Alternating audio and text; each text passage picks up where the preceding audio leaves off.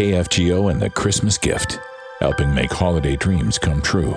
Dear Christmas Gift, the president and CEO of the Fargo, Moorhead, West Fargo Chamber of Commerce, Craig Whitney, passed away from complications with cancer on December 14th. Craig Whitney was a warm, wonderful man.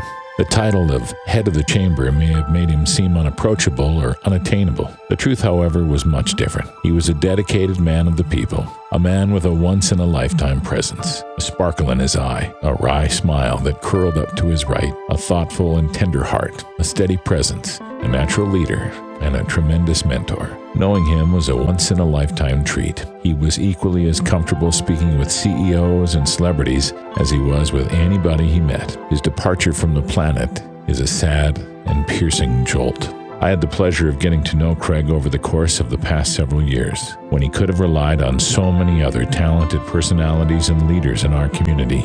He called on me. By showing his belief in me, he scared me to death, caused sleepless nights and moments of anxiety and apprehension as I seriously contemplated making a mistake that would sully the image of the chamber and everyone involved. But mostly, I dreaded letting him down. Yet I wouldn't have missed it for the world. His faith in me gave me faith in myself. We all have those moments of doubt, but Craig believed in me. When I was down after a seeming unending succession of surgeries, my phone often broke the silence of recovery with a quick note from Craig. How you doing? Feeling okay? Keep going. And when I returned to my duties, I'd often receive notes between first downs and fast breaks of encouragement and praise, and sometimes notes for no particular reason at all. I wish now I'd have done a better job of letting him know how much that meant to me. Sitting with him and asking him about working in the White House and his other accomplishments would sometimes render dividends, and you'd be regaled with a couple of great anecdotes and tales that tickled your soul and let you in on Craig's life and unique accomplishments. This past spring, Craig started having some health troubles. By the time I met him for lunch this fall to begin planning a November chamber event, he was so thin it was scary. His sharp suits hung on his frame, his soft-spoken voice a little more soft. He told me he didn't really know what was wrong. He'd been to the Mayo and they couldn't figure it out, but it wasn't going to stand in his way of getting his job done. He was going to shake it off.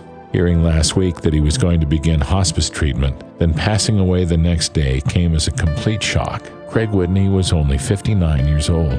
With his funeral scheduled for today, our deepest sympathies go out to his widow Lori, his children and grandchildren, the rest of his family, and all who knew him. Just like the character he's always shown, his family has asked that memorials be directed to cancer research, and therefore I'm proud to say that this Christmas gift has been granted. A gift of $500 will be presented to the Roger Maris Cancer Center in the loving memory of Craig D. Whitney. Holiday dreams really do come true. Thanks to you and the Christmas Gift on the Mighty 790 KFGO.